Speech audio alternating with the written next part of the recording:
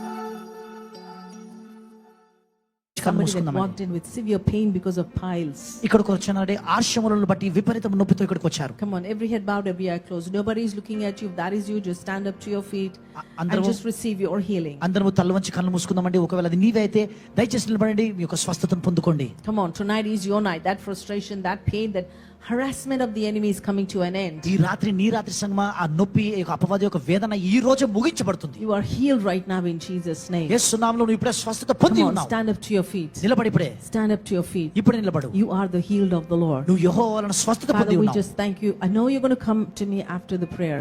ఆరాధన అయిపోయిన తర్వాత నా దగ్గరకు వస్తావు But నాకు the తెలుసు. anointing, when you receive that word in the anointing, కానీ నువ్వు అభిషేకంలో ఆ మాటను పొందుకున్నప్పుడు you don't need anybody to lay hands and pray. ఎవరు for నువ్వుపై you. చేతుల నుంచి ప్రార్థన చేయాల్సిన అవసరం లేదండి. Come on, I'm saying this seriously.